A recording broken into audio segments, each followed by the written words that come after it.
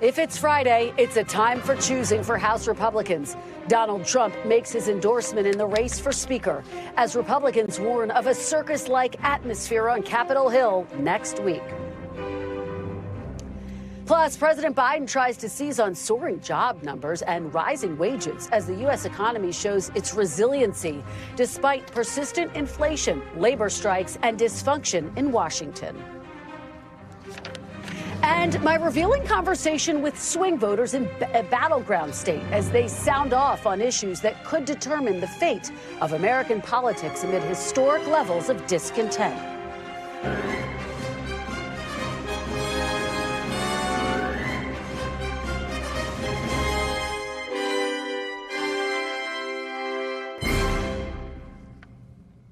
Welcome to Meet the Press Now. I'm Kristen Welker reporting in Boston, the birthplace of the American Revolution, and perhaps a fitting backdrop to close out a week that has been dominated by a political rebellion of sorts, with the House of Representatives revolting against its own leadership and now bracing for a brutal fight inside a divided Republican conference.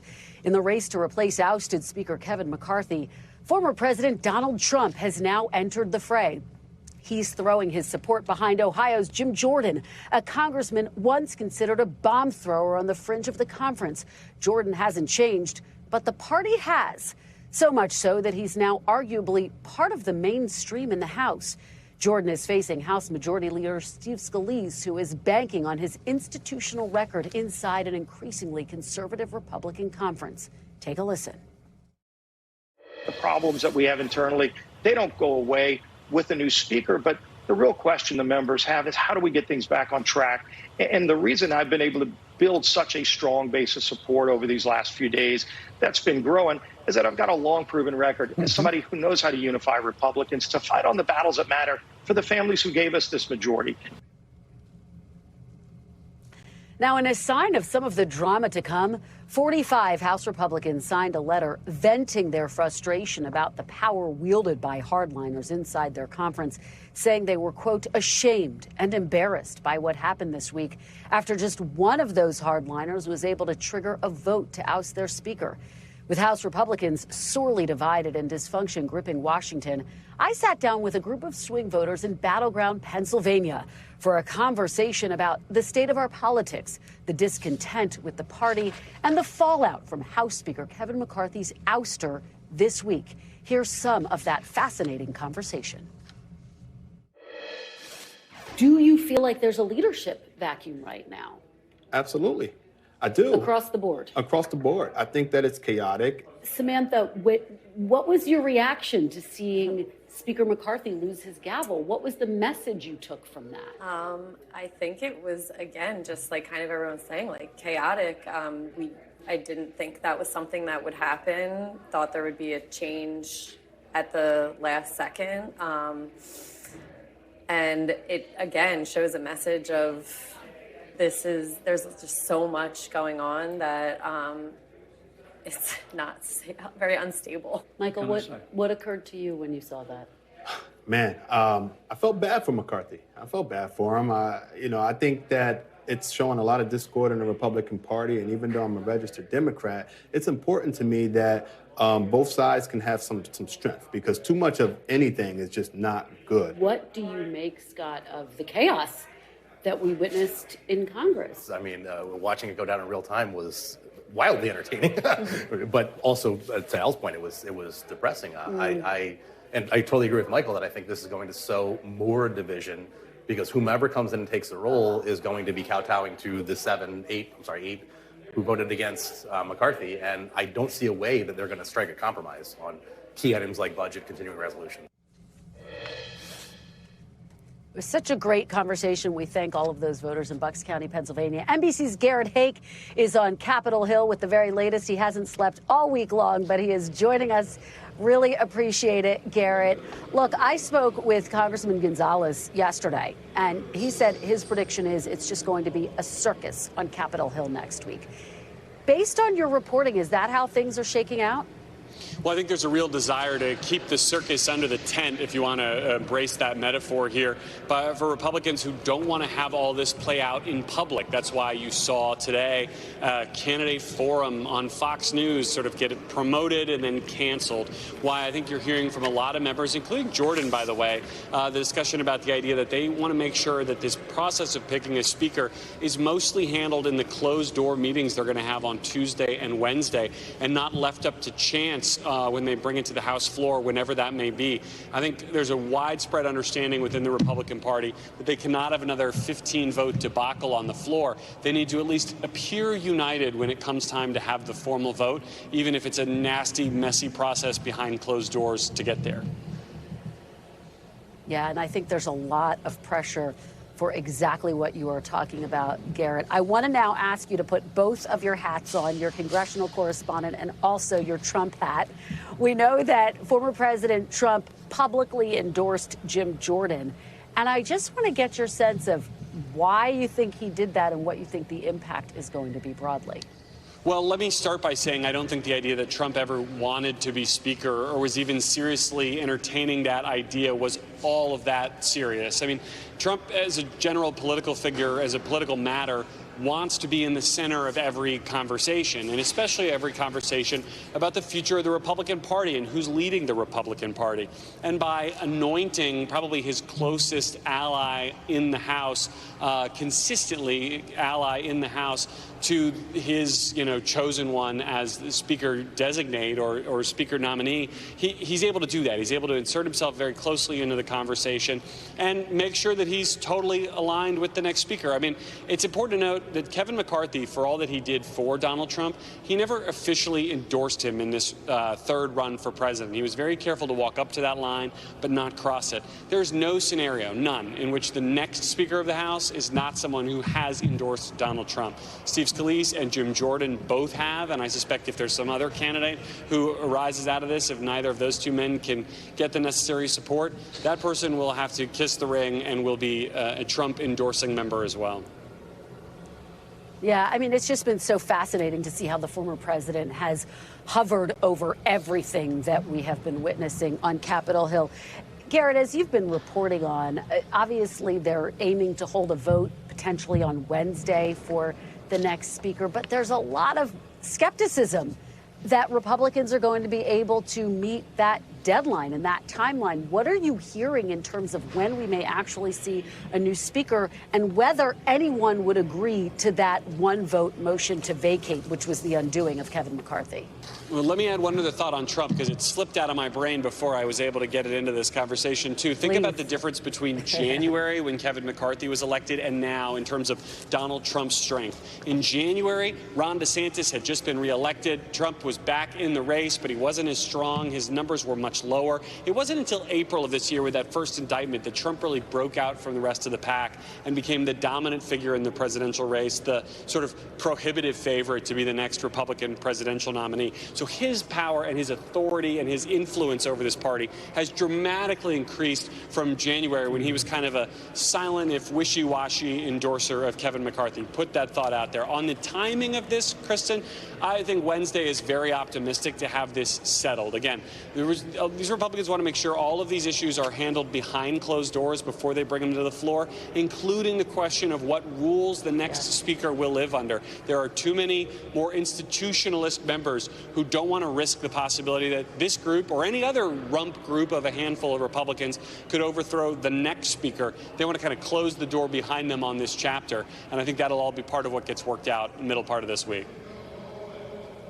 All right, fascinating stuff. Great reporting, and appreciate the additional context on Trump. Thank you, Garrett Haake.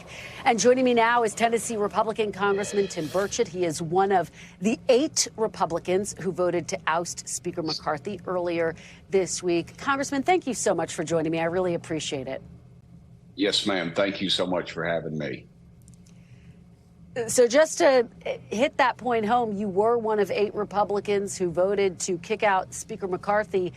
And you did that without a clear replacement plan in mind. I guess the question is, why did you go forward without a backup plan? Well, first of all, the plan were according to the rules, the House rules that then Speaker Kevin McCarthy had voted for. So I sort of stand back a little bit when people start talking about how out of control it was. We followed the rules to a T, and those were actually the rules in place since the 1920s that Speaker Pelosi actually took out when she saw that her numbers were very close, and she, one thing to say about Speaker Pelosi, she knows how to win, and she knows how to stay in power, and she did that quite well. Point taken, but you still didn't have a backup plan in place, Congressman, and now, as you well know, Congress is in a state of paralysis. And frankly, I'll just tell you, I've been talking to voters. You saw at the top there, I spoke to voters in Bucks County, Pennsylvania. They are just appalled by what they see as a chaotic process and the fact that Congress is at a standstill. Well, I would submit to you that they probably couldn't list on one hand the accomplishments of Congress. You know, we are with we take in $5 trillion a year and spend $7 trillion. We're at $33 trillion in debt. In 3 months this year, we ran up $1 trillion in debt. So I would say that to me is chaos, and we need to get off that train quick because it will lead to financial ruin. We were out the entire month of August, 2 weeks into September, and yet when I asked the speaker about that, he told me he didn't make the schedule. Now, could you imagine asking Nancy Pelosi that question? So I think that's why we need to look at new leadership. And the good thing about it is, ma'am, our bench is very deep. You saw the three people on the screen, Steve Scalise, Jim Jordan, and my buddy Kevin Hern, who I came to Congress with.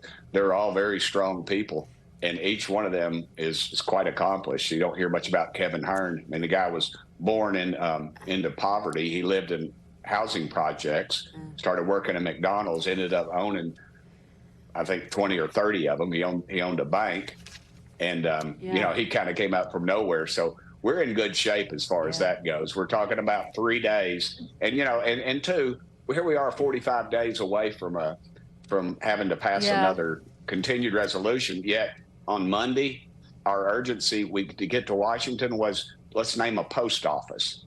And yet we still hadn't had any meetings over the budget. We should have been working on it in January, and knowing that September 30th would come around every time this year. Yes, ma'am.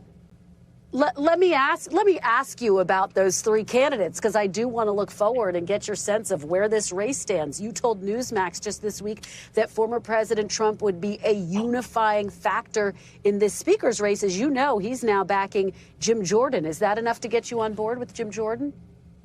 Well, the truth is that I have not committed publicly to anyone. As I stated before, we'll unify. Why not, Congressman? Because, well, I don't think an endorsement does anything. All it does is pick up enemies. It's sort of like a debate. You bring your side, I bring my side, and we both leave thinking we won. And I don't think that I would have that much of an effect on anyone else. But I do think, though, that those three men are very well qualified. And any of those three could actually run the Congress. Now, in the past, it's just kind of gone up the chain, and on this one, you have two capable challengers that really haven't gone up the leadership chain. Well, let's talk about a potential Steve Scalise or Jim Jordan as Speaker. Do you think either of them would have handled this situation as we were careening toward a government shutdown differently and would have let the government shut down? No, ma'am, I don't believe they would have. But you got to realize, too, a 3-day shutdown versus the total collapse of our economic system is really what we're looking at. We're paying $1 trillion a year in interest. And in 6 to 7 years, that could be our largest single payment in our budget. Will be just interest. And who is that going to? That's going to our enemies, the Chinese communists, who would like to see us fall under. So I think that the person who takes the helm better have a very strong fiscal hand. And I'm afraid we didn't have that in the past because we kept going down the same road of continued resolution after continued, which was just chock full loaded with goodies to grease the lobbyists and the influential people in Washington. And both parties use it, ma'am. Go ahead. I'm sorry. That's okay. I just want to be very clear about what you're saying, though. You're saying that neither of them would have struck a deal with the Democrats to keep the government open. Is that what you're saying? No, ma'am, I'm not saying that at all. All I'm saying is I think they would have worked something out. We could have passed it with just the Republicans in the House. Now, our new leadership, knowing that who's in the White House and who's in the Senate, I would suggest they should go every day, be on the phone with the president, be on the phone with Chuck Schumer, trying to work something out. When you go over to the Senate and say, we're going to reduce the rate of growth by 1%, and that's our deal, well, that doesn't work very well. You know, I raised the speed limit in Tennessee. And I always use this example. I asked for 85, but knowing that I would take 70. So that, you know, when I was in the legislature. So I think you go in, you have to have kind of a business-like mind, and you have to go in. You don't ask for the bottom level. You have to ask the bottom plus. And I'm afraid in the past too, we spent a lot of time on the news talking at the people in the other party. We need to be over there talking to them. Well, and you are talking about negotiating, and I guess it seems like McCarthy is being punished for negotiating with Democrats. And I've been talking to Republicans who say every day that you haven't named a speaker is a day that you're not working on getting your stated goal, which is spending cuts. So do you think you will have a new speaker named by the end of next week? And if not, should we expect there to be yet another government shutdown? No, we're gonna get it. We're gonna get it worked out. It'll be in one ballot. The reason we had 15 ballots was Kevin McCarthy wanted to go to the floor, and he wanted to, I guess, make the national spotlight on those folks. And what he didn't realize was their folks back home were saying, "Hey, we don't like the way things are going. We want the rules in place. We want single issue bills. We want some fiscal restraint." And those are the rules that we put in place, and those are the rules that he did not follow, and that's why he is no longer Speaker. Okay, well, you heard it here. You are predicting that you will, in fact, have a speaker in one vote. We'll have to see if that comes to pass. Congressman Tim Burchett, thank you so much for sharing your perspective with us. We really appreciate it. And I've got more from Boston still to come, but my colleague Gabe, thank you. My colleague Gabe Gutierrez is going to pick up after the break from Washington. He will have some breaking news on the UAW strike. We'll take you live on the ground in Ohio with those developments, plus a soaring jobs number and struggling job approval. What today's employment report means for voters and the White House. You're watching Meet the Press Now. Do stay with us.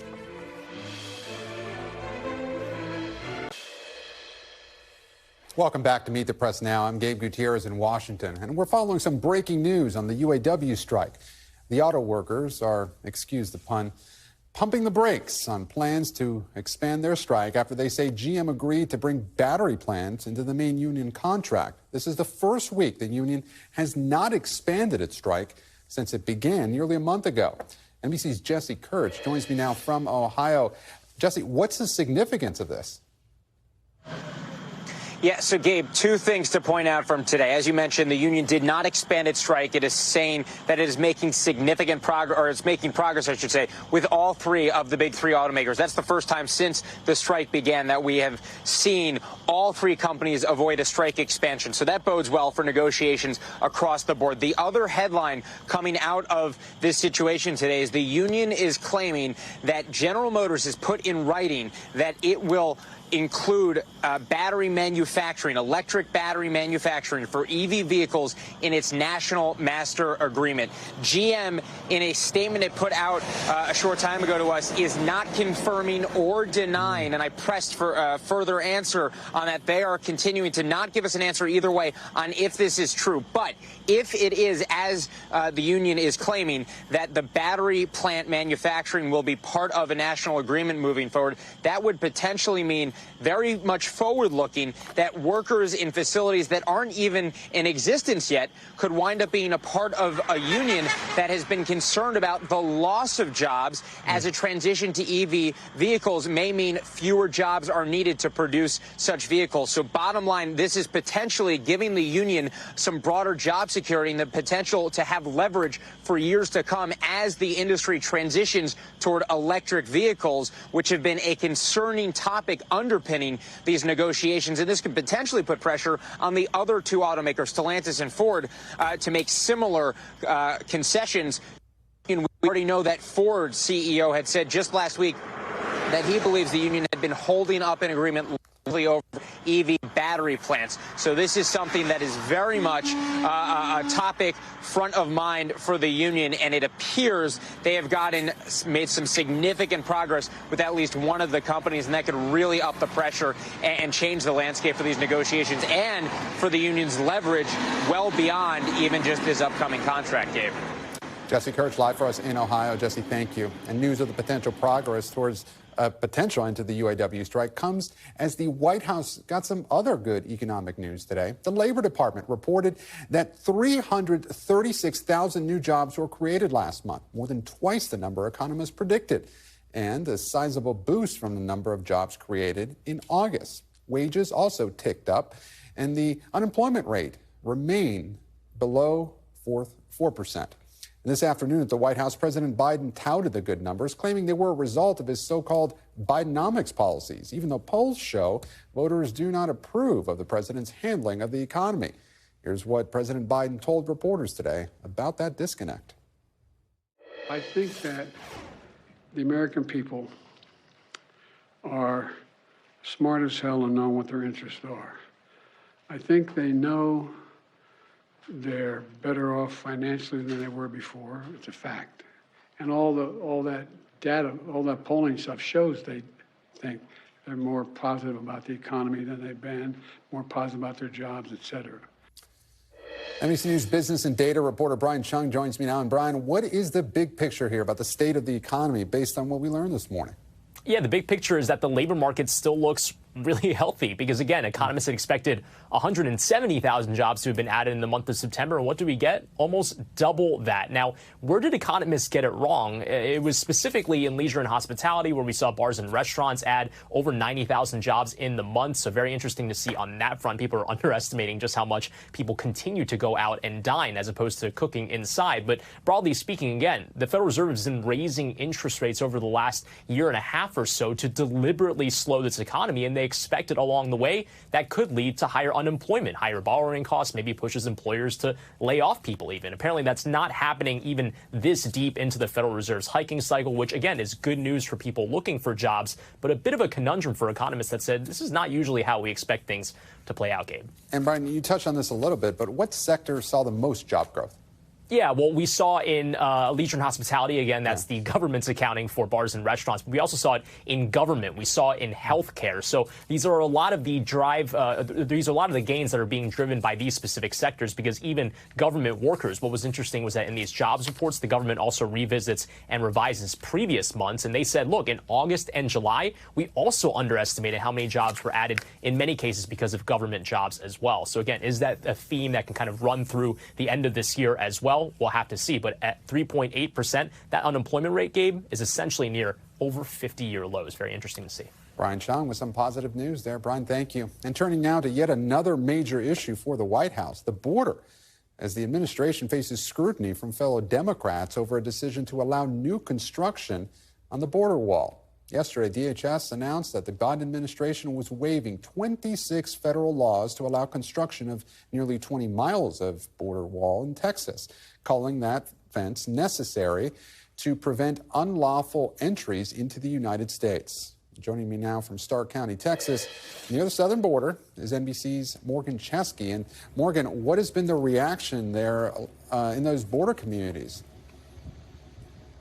Yeah, Gabe, the reviews have been decidedly mixed here in the Rio Grande Valley, and it's very interesting because opponents of this new extension of border wall are feeling a bit of deja vu. They had this fight against the wall back in 2019 when it was initially proposed by the then Trump administration. That money allocated by Congress to go specifically to this stretch of wall. Then President Biden's elected. He promises in his campaign that not another foot of wall would be built, and for all intents and purposes, they thought their fight had relatively died until recently, when this new announcement came from the administration saying that it would have to use the money appropriated back in 2019 to build this section of wall, 20 miles, as you mentioned, in Starr County, in order to deal with the influx of migrants crossing the border. But what's so interesting, Gabe, is while we hear the fact that the Biden administration, the president himself, saying that essentially his hands were tied on this, the money was already allocated,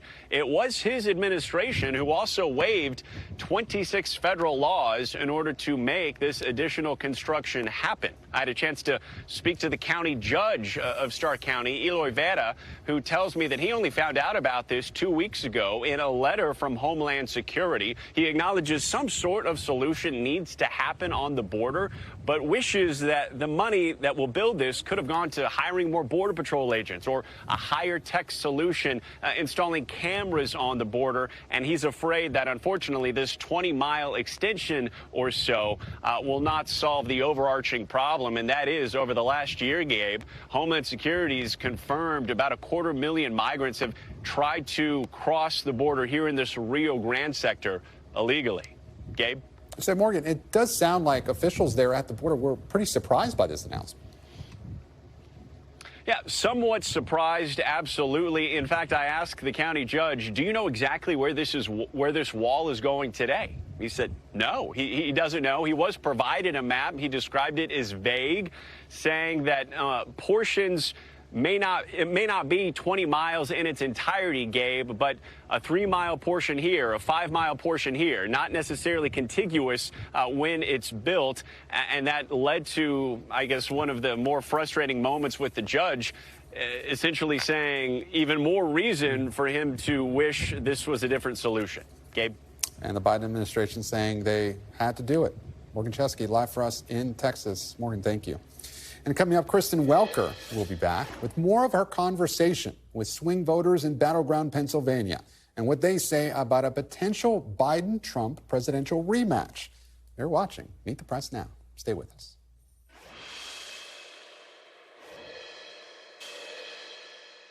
And welcome back. I'm Gabe Gutierrez, holding down the fort for Meet the Press Now in Washington, as Kristen Welker has been on assignment across the Northeast this week, including in Pennsylvania, where, as we showed you earlier, she sat down with that group of swing voters in Bucks County, a suburb of Philadelphia. A lot of that conversation was looking ahead to the 2024 election and how those voters feel about the candidates.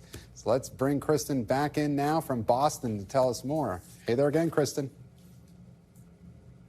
Hi, Gabe. Well, thanks so much for sitting in the chair today. Really appreciate it. This was a fascinating conversation that I had with these swing voters in Bucks County, Pennsylvania. And of course, when we think about Pennsylvania, which is a swing state, we always think about the all-important suburbs of Philadelphia. So these voters are really tuned into what's happening. They have a lot of thoughts about what's happening. They're all aware that we are gearing up for this potential rematch between President Biden and former President Trump. And I started off by asking them about how they felt about that. Here's part of our exchange. If we look at the current polling right now, it seems like it is very possible there will be a rematch between President Biden and former President Trump. How many of you, and just raise your hands, are excited by a rematch between President Biden and former President Trump? No hands. Mm-mm. No one's excited by that rematch. Depressed is a better word. Yeah. Depressed, why? Again, I think Biden is approaching senility, if not already in the middle of senility, and running the greatest country in the world, in my humble opinion, is not a job for an old senile person. And Trump is, forgive my French, an asshole. And we don't need that kind of person running our country. And so I look who is the electorate that is voting for Trump? He's like 50. Who the hell is voting for him? Are they Southern rednecks, or who the hell is voting for him that makes him seem so popular? He doesn't even show up at the debates. Yeah. I don't have an answer. It's a rhetorical question, but if there is a rematch between President Biden and former President Trump, do any of you know who you would vote for? How many of you are undecided in this moment? How many of you vote you're undecided in a rematch? I would be undecided. Why are you undecided?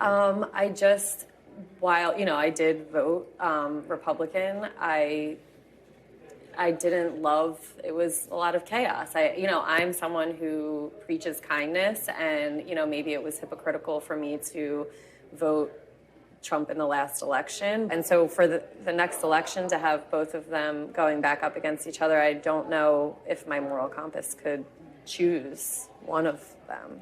Where are the leaders? Yeah, on the Democratic side. Michael, do you know who you would vote for if there were a rematch between President Biden and former President Trump? I feel pretty confident that I know. I am confident that I know. You would vote for President Biden? Yeah, and it would sort of like Al mentioned, it would not be a happy or proud vote. It would be the lesser of the two evils. Scott, do you know who you would vote for? If Biden versus Trump, yes, I'd vote for Biden, for sure. And would you do so with enthusiasm? No. Why? Like Al, I share concerns about age. It's just a fact. I think he is still capable. He seems to have the vitality to continue to do the job well, but at 88 years old, just the inherent risk. I just feel that Trump has disqualified himself from office because of his behavior from the election through January 6th onward, and would never vote for him.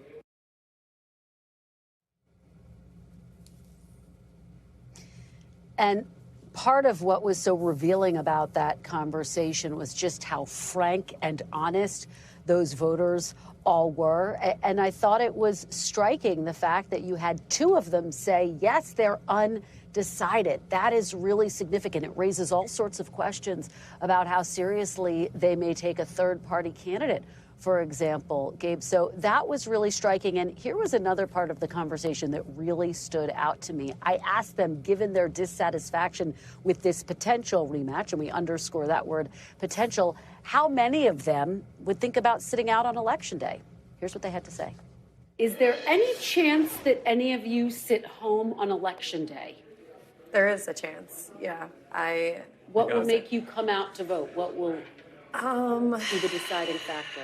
I mean, honestly, I feel if it's Biden versus Trump, I don't know if there's anything that could make me come out and vote that day, which I know is like really, it's upsetting because it's something that, is a privilege for me to have. I just don't want to have my vote count in a way of both people I don't really support wholeheartedly, is really what it comes down to. I don't think I Al, is there any chance you would stay at home on Election Day? No.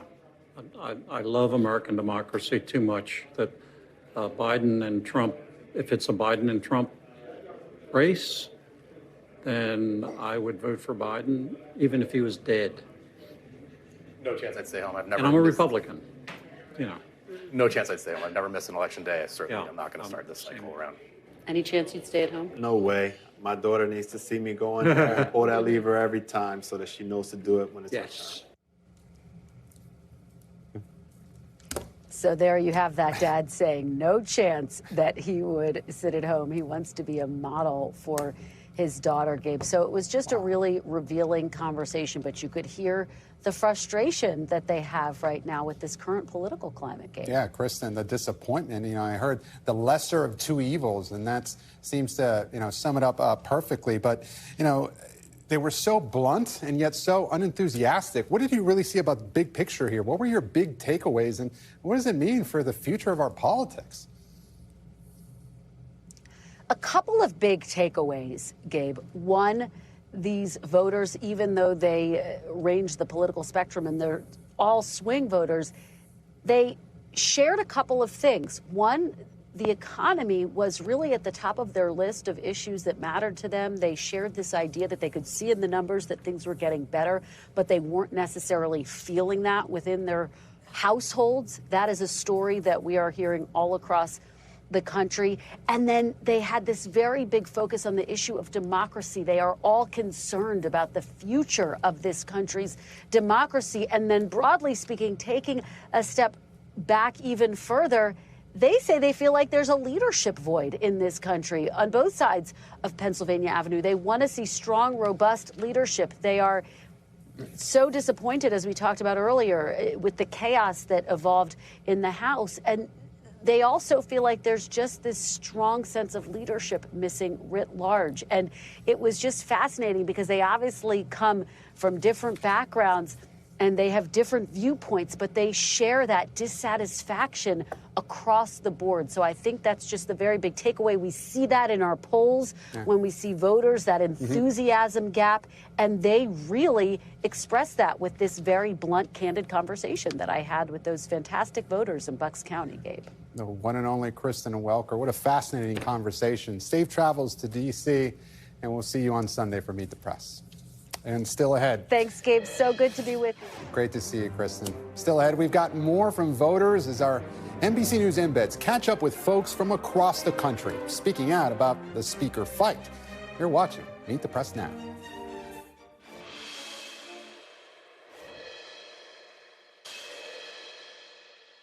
It's historic that he was ousted. The Democrats did him wrong. I don't understand the end game, but it certainly shows that Republicans are in the House having a hard time governing. I think it's unfortunate. I don't totally agree he should have been ousted for something like that. He was just trying to keep the government from shutting down. The Democrats have unity. We don't. I think that they should all be adults and work together. He worked with the Democrats, so what? To get things done, he gets picked out, and now nobody can do anything.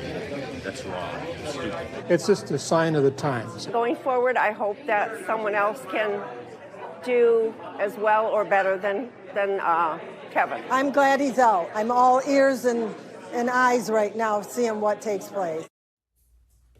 And welcome back. Our thanks to our NBC News campaign embeds who are out there every day on the trail talking to voters. And you just heard there what some Republican voters had to say about the historic move to oust Congressman Kevin McCarthy from his role as Speaker of the House, and what they're watching for as the fight for the new Speaker gets underway. And to talk through what we just heard and the current chaos on Capitol Hill, I'm joined by the panel. Simone Sanders Townsend, host of Simone on MSNBC and former senior advisor to Vice President Kamala Harris, Republican strategist Jim Dornan, and Betsy Woodruff Swan, national correspondent at Politico and an NBC News contributor. Thank you all so much for joining me here on the panel. So, Simone, I want to start with you. You just heard those Republican voters. What do you make of what they wanted? Adults in the room? What do you make of this chaos on the Hill? I mean, this thing, I hope that someone can do better than Kevin. He works with the Democrats and they oust him. That's ridiculous. That's what these folks are saying. Look, I think that you juxtapose what real people, is what I like to say, real people out there in America are saying with the realities on Capitol Hill. And it seems like these are two different worlds. I do think that in general, Democrats, Republicans, independents in the real world, they would like Congress to work for them and do their jobs. The problem is that this particular Congress, this particular House caucus on the Republican side, the minority of very loud voices have captured the power, if you will. And so the only way I think out of this, in a place where the Matt Gaetz and the Lauren Boeberts and the Marjorie Taylor Greenes of the world do not have outsized influence, is in fact to snuff out their influence by working with the Democrats. I do not think, though, that in this current climate, that is something that any potential next Republican speaker would actually be willing to do. No bipartisanship? You know, I Surely think you jest. Jim, tell me, is it realistic to think of bipartisanship in this current Congress and this chaos on the Hill? How damaging is it to the Republican brand going forward? Well, if the Republicans are going to allow 8 out of 218 or 221 to control their conference, then they deserve to lose. And I think Matt Gaetz just basically guaranteed that the Democrats will be taking control of the House next cycle. And I'm as a Republican, it's embarrassing to watch this. I mean, Kevin McCarthy didn't do anything wrong. He's just trying to keep the government running. That's basic tenet of governing. And the fact that he got thrown out for that is ridiculous.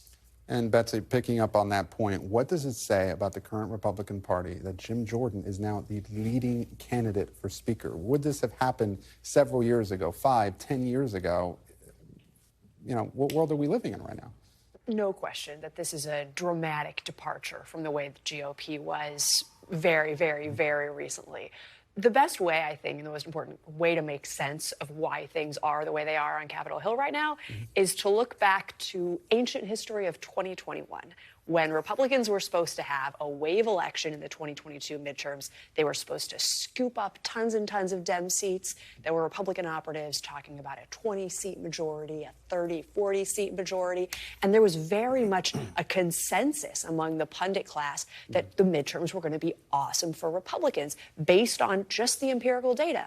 But then Trump and his allies decided to spend those 2 years leading up to the midterm saying, hey, elections don't count. Don't vote. You can't be trusted when you put your vote in. Dominion, let's redo 2020 argle-bargle. And shockingly, that was not a successful midterm election message. And as a result, Republicans have a microscopic House majority that has rendered the Republican conference totally ungovernable. I think next week we're going to see revenge of the moderates. I don't think it's going to be pretty. And I think the tensions that exist right now are not magically going to go away because of a closed-door meeting. So what do you make about Trump? There, for a short period of time, for like 2 seconds, there was this idea he could swoop in if it was even legally possible to be Speaker of the House. That went away.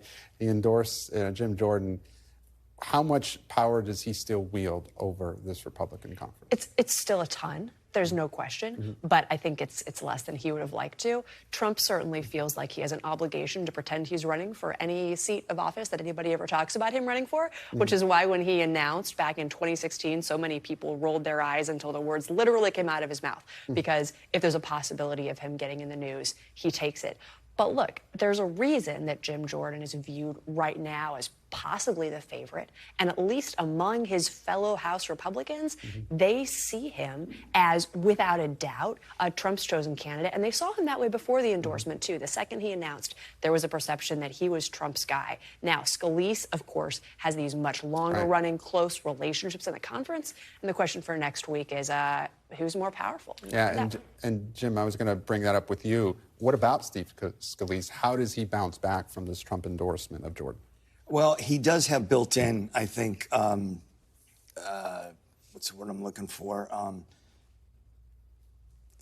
Relationships, history. Thank you. Very much so. And I think he's given a lot of money to these candidates. I think there is some IOU in there. I think the fact that he's been in leadership both hurts and helps him. In my opinion, it helps him because he knows what it's like to do this. And can Jordan fundraise as well as Scalise? Well, I agree with that as well. No, I don't think so. And I think that's what they're going to miss most about McCarthy, especially if he leaves the House. It just really feels like what might make a good speaker candidate within the Republican House conference is not what makes an actual good Speaker of the House. The role of Speaker has to be able to go in and sit at any table, whether the president is a Democrat or Republican, and cut a deal. A Speaker has to be able to wield power over their conference so that when that Speaker sits at the table, the people with whom the Speaker is negotiating with knows that he or she can deliver their votes. The problem with Kevin McCarthy and the reason that he is now out is because he could not be trusted to have the confidence of his caucus. And I don't know if a Jim Jordan or a Steve Scalise, even for that matter, can do the same. And here we are, just 42 days from another potential government shutdown. Should be interesting. We're looking to 2024. Are the panel of swing voters that we just heard from there, and also earlier in the program with Kristen's interview with some voters, talked about the possibility of a Biden-Trump rematch and this idea that they choose the lesser of two evils. What do you think about that, Simone? Look, I think that this is language that has been parroted for a very long time, right? I remember going back to like Obama v. Romney, and folks are like, Romney is the lesser of, in some sense, is the lesser of two evils. And given what we now know to be true about Donald Trump and the current realities of the Republican Party apparatus, it seems fantastical to say that. In my estimation, there are worlds apart Donald Trump and Joe Biden are. Yet, the way that we talk about our politics nowadays, it is a very both sides of ism. Every party is the same. Democrats are just slightly different. And I think that in the long run, that is going to be detrimental to President Biden and Vice President Harris in their reelection, because that is the sentiment that people have out there. I don't think it's accurate or correct, but that is how a number of people feel. Look, we also talked about President Biden this morning, talking about the strong jobs report. Why do you think he's not getting enough credit for the economy? Because I think when people open up their newspapers, when they turn on the news, all they hear is inflation, it's terrible, it's bad, prices are very high, and the president does not get the credit for the good things that the economy has done, and they have to do that work to talk about it. And quickly, I think we have some of President Biden's speech a little earlier where he addressed this. Let's take a listen. You all are not the happiest people in the world. What you report. And I mean it sincerely. It gets you get more legs when you're reporting something that's negative. I don't mean you're picking on me, or I'm just the nature of things. You turn on the television, and there's not a whole lot about boy saves dog as he swims in the lake, to say, it's about, somebody pushed the dog in the lake. The president seems a little annoyed, Betsy. Just a teeny bit. Yeah. Yeah, just a bit. It's challenging. It's frustrating. It's challenging because when the economy is good, when you get a pay raise, you don't think, thank you, President Biden. When the economy is bad and when you're struggling, you start looking for somebody to hold responsible for those challenges. And just in terms of human nature, the gravitational pull of a bad economy is always going to be, what could people in power have done differently to make my life better? And I agree with you. I think that he's getting extended bad feelings towards the economy. He's still being blamed for inflation.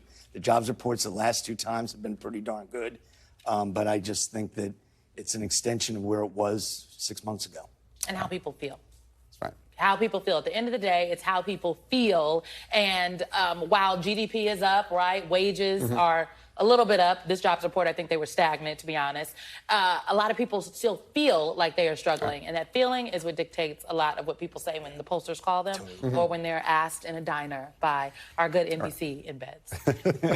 All right, Mo and Jim and Betsy, thanks so much for joining us here on the panel. And next, a major redistricting ruling that could make history in Alabama and change the power dynamics in Washington.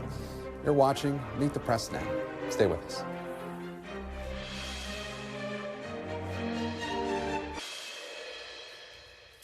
Welcome back. A long legal battle over congressional maps in Alabama came to a conclusion yesterday as a federal court ordered the state to adopt a new map. That new map set to go into effect ahead of the 2024 election. And it creates a second district in the state where black voters represent a substantial portion of the electorate. Black voters in Alabama have long been gerrymandered into a single district, the only Democratic-led district in the state. I'm joined now by Marina Jenkins, Executive Director for the National Democratic Redistricting Committee. Marina, thanks so much for joining us here on Meet the Press Now. Bring us up to speed and break down what this new congressional map means for Alabama and national politics ahead of 2024, because this has big implications. It's incredibly exciting. We're so proud to have been part of this effort and this fight. The court's choice of a map yesterday means that going forward for the rest of this decade, Alabama voters, black Alabama voters, will have, as you noted, the opportunity to elect a candidate of their choice in 2 districts and instead of just 1. And so in Alabama, as across the country, what this means is that the representation of that state will actually more accurately reflect the people themselves. And put it in a historical context for us. How would this affect how big of a win is this for black residents in Alabama? It's huge. The state of Alabama has never expanded the franchise through redistricting to black voters without a court order. The first one came in 1992, and the second one, we just got the new map yesterday. And this is a win that you've been fighting for, right? This is how long have you been fighting for this? Our organization was founded in 2017, and this was one of the first projects that we started working on. We filed a lawsuit in 2018. It was a bit late in the cycle to achieve a new map at that point in time, and when the new map was drawn in 2021, keeping the status quo, the dilution of black voters, we filed another lawsuit and found quick success. The Supreme Court, unfortunately, stopped us in our tracks last year. So it's been a really exciting summer. And explain that. This was not allowed to go into effect, obviously, for 2022. That's right. And how big of a surprise was this overall? It was a surprise not because there was any question about whether or not we were right on the law with the facts that we had in Alabama. The surprise was that the Supreme Court actually applied the law as it exists, and as it has existed for decades, which is something, now is a little bit uncertain with this court. How does the legal fight around this, play out nationwide? And talk to me about where we are in this country when it comes to redistricting and gerrymandering and how that has led to the moment where we are right now with the chaos on Capitol Hill. This has been a long time coming, really, for decades, right? Absolutely. We're in an era of perpetual redistricting. We haven't had the same congressional national map since 2014. Following the extreme gerrymanders of the 2011 redistricting cycle, this has had to be a real battle. And so these fights have been ongoing. There are still many cases ongoing. So I think the national map is still set to change ahead of 24. What do you think is the next biggest fight for you?